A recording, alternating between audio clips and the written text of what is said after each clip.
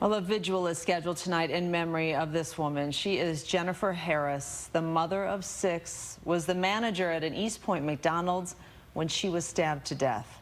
The suspect is an employee she got into a dispute with. Tonight's vigil is at the McDonald's on East 9 Mile and Schrader around 5 o'clock this evening.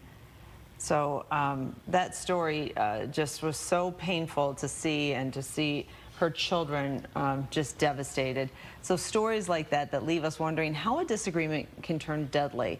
And it often comes down to conflict management skills. So Dr. Sabrina, the people expert, is here to help us with some strategies, because even though going to that level, thank goodness, doesn't happen often, we could all use probably some help in this, right? Yes. The first thing is we need to understand that as humans, we are going to conflict. Right. Conflict is going to happen. Part of life. It is a part of life. Conflict is simply inevitable. But one of the major skills necessary to resolve any conflict is empathy.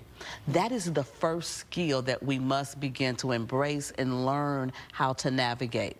Empathy is when we stop and look at it from the other person's point of view. We don't have to sympathize with it, but if we just stop and look at it from another point of view, it helps us to, one, calm our thinking down, because we're not so revved up in our emotions that we step back and take a look at it from the other person's point of view. That skill is absolutely necessary in conflict management. All right, and I'll let you go through these, and I'm going to ask you a little bit more about empathy. Okay, and then as parents, we must model. Modeling is the #1 way to teach a social or behavioral skill. And so conflict among humans happens. And what are we modeling to our young people? What are we expecting our young people to do in a conflict? And what are we showing them? And so anger management is a second skill that's necessary to really control your own emotions and not allowing other people to push you till they push you over the edge. That's the thing, is learning how to not be controlled by other people. Yes. Right? Yes. Say, I'm going to let them act however they're acting, but I'm not going to let that change how I'm acting. Behavior. And this is the thing, you may feel a certain way, you may feel bad, you may feel angry, but do you have to act on it? You may know that you're angry, know it in your head, know it in your body, but say, I'm not going to say nothing right now, and I may go to a good friend, a trusted colleague, and kind of get it out of me, because we all need somebody to talk to.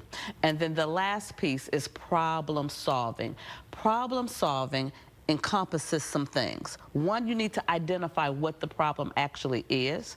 You need to analyze the problem, and then you need to create from both perspectives what are possible solutions. And when you come up with these solutions, you have some questions you should ask about each solution. Is it fair?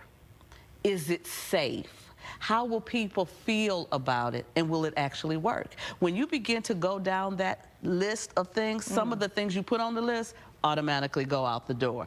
And so I know that this takes time to do, but I'm saying there are programs around the world that teach these skills early, that we can teach it to kindergartners, to second graders, because we know as we navigate life, we are going to have conflict. And as humans, we do it. And I'm going to say this. One of the things that makes us different than animals, because animals fight. Animals get into it.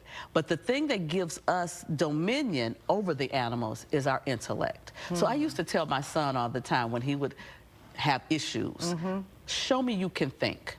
Because thinking is the skill necessary to be able to resolve conflict. And it is almost like muscle memory. I mean, it's something you have to learn how to do, and it's a real sign of strength, right? It really is. When I get angry, I feel like that's a weakness, and I am angry at myself.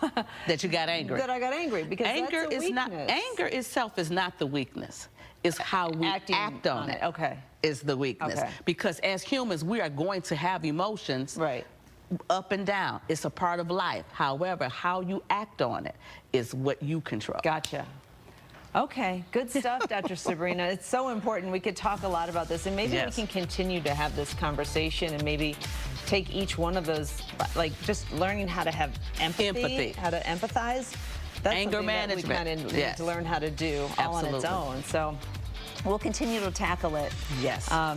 and hopefully make a dent in this. Thank you. Thank you. Thank you. We will be right back.